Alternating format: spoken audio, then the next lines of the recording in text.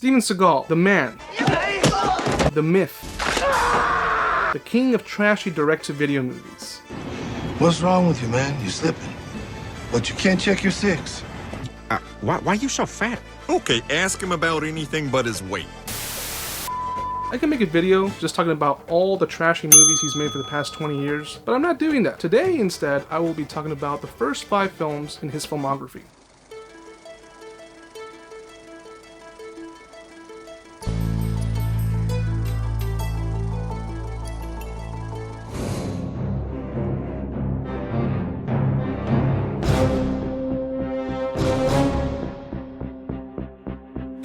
Number 5, Above the Law. Released in 1988, this is the first movie with Steven Seagal. He had never done anything before this movie. The only other credit he has is a stunt coordinator in the movie Never Say Never Again, where he broke Sean Connery's wrist. That, and he broke my wrist. Wow. And, oh yeah, okay, doing that. It's doing this is a problem. You can't get into your power. Oh yeah. Either way, this movie tells the story of Nico Toscani, who has family in the mafia, and he has to stop this crime lord played by Henry Silva. Seagal is not alone in this movie. He has Pam Grier as his partner, and he will stop at nothing to stop these crime lords who are planning this political assassination. There's also drugs involved. While this movie has a lot of action, a lot of stunts, it is also very convoluted. It's hard to watch this movie and actually fully understand what's going on. You can tell this movie is written by Steven Seagal. I hate to admit it, that is true. Even though he doesn't get the credit, he actually sat down with the writers of this film to come up with the plot of Above the Law, which he claims is based on a true story. There's a writer's strike coming up, and the timing is going to be difficult if you don't write it quickly. Can we assign some folks to help you? I said, sure. And they assigned me Stephen Pressfield and Ronnie Shusett. And together we all wrote Above the Law, yeah. Which, in interviews, you've said that Above the Law was part autobiographical in segments. Well, I'm not going to get into that, but I will say that I believe it was based on a true story which had to do with the Iran-Contra, conspiracy, which really never came out. Why the fuck you lying? Why you always lying? Oh my God. Stop your fucking lying. I've seen this movie several times throughout the years, on TV, on VHS, on DVD, and now on Blu-ray, and I still have a hard time remembering the plot completely. For that reason, it's lower on my list. Don't get me wrong, the movie is entertaining. There's a lot of cool action sequences as mentioned. Seagal is in his best shape of his life. For being his first film, it's actually very well directed by Andrew Davis, who would go on to later direct some of his other movies like Under Siege and also The Fugitive. But I feel that Steven Seagal's talents would improve with time and with other films. You guys think you're above the law, but you ain't above mine.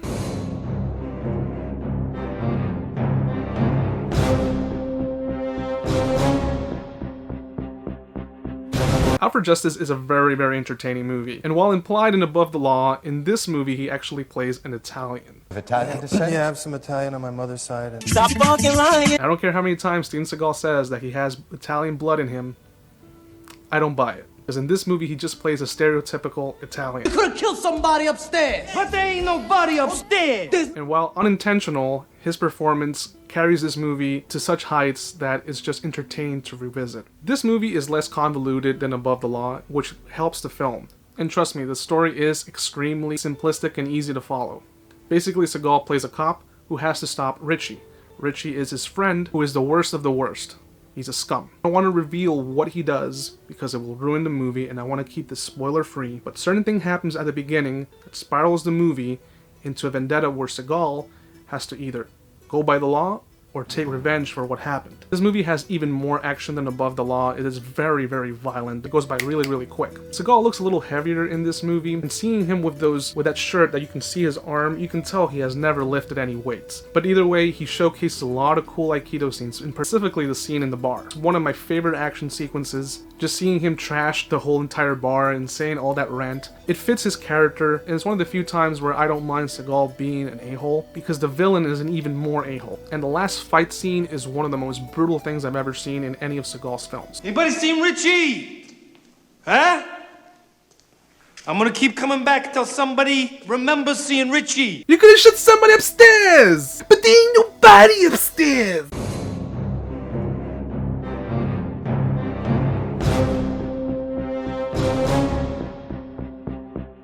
Hard to Kill. I almost wanted to put this as my number 2, and I always have a little bit of a battle between my number 2 and my number 3 with Steven Seagal. Because this movie, while it is very ridiculous, it was actually the first Steven Seagal movie I ever saw. I recall seeing this on TV on TBS, so I have a hard time, but over the years, I appreciate the other films that I'm about to mention even more. If you like this type of videos, please make sure to like, subscribe, and share this with all of your friends. Hard to Kill is still a great movie. It tells the story of Mason Storm, an unstoppable cop who's out late at night recording a senator, or a soon-to-be senator, saying some things that could incriminate him. Seagal thinks he's on the clear, he takes the footage home, but come to gun him, his wife, and his kid down. But Seagal is hard to kill. He remains in a coma for like 7 years, and he comes back for revenge. What I like about this movie is that, for one, Seagal shows some vulnerability. He actually has to learn how to walk again, he actually has to learn how to fight again, and it feels earned. Unlike his other films where you can never get a scratch on Seagal, you can never beat him down, he's unstoppable. And sure, you still have a lot of the tropes that you have in all the other Steven Seagal movies, but in this one, he's more human, it's more believable. Also, this movie has some of my favorite lines from Seagal. I missed. I never miss. They must have been smaller than I thought. Seagal typically isn't very good at giving one-liners, but in this movie he at least tried, gave it his all. And he actually has more chemistry with some of the other actors. And he actually looks in really good shape in this movie. Probably more so than in Above the Law. In Above the Law he was a little too thin. In this movie he looks in pretty good shape. And it's not convoluted at all. It's a very easy movie to follow. Steven Seagal ends up in a coma. He has to stop the man who killed his wife. That's it. It's his least convoluted movie, and I think it's because he didn't write this movie. I'm gonna take you to the bank, Senator Trent, to the blood bank.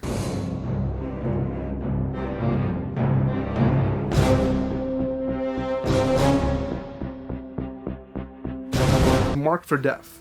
I love this movie. I've seen this movie so many times, probably more so than any of the other Steven Seagal movies on this list. And I always have a debate between these 3 movies, Hard to Kill, Marked for Death, and of course you're probably going to guess which is the next one. It's very hard because these 3 are probably his best. I have this as my number 2 just because of the sheer brutality of this movie. This movie holds nothing back. In this film, Seagal plays DEA agent John Hatcher, who has to stop Screwface, a drug lord who controls drugs not only in the States but in Jamaica too. A lot of cool cinematography for a 90s action movie that most people have probably forgotten by now. If you're a Seagal fan or an action fan, you have to watch this movie because it has so many cool action sequences. Just the scene in the jewelry shop is one of his best in his whole filmography. The only bad thing I can say about this movie is that, again, Seagal is not very good with one-liners. There's a particular one-liner towards the end that he just said because he probably was told to say it. And if it was Arnold or Stallone, it would have come out more iconic. But it just came off like, okay, I guess I'll say it. Also, like Hard to Kill, Seagal gets beaten a little bit, which makes me put the movie higher on the list because he shows some vulnerability. Chico, I'm disappointed in you!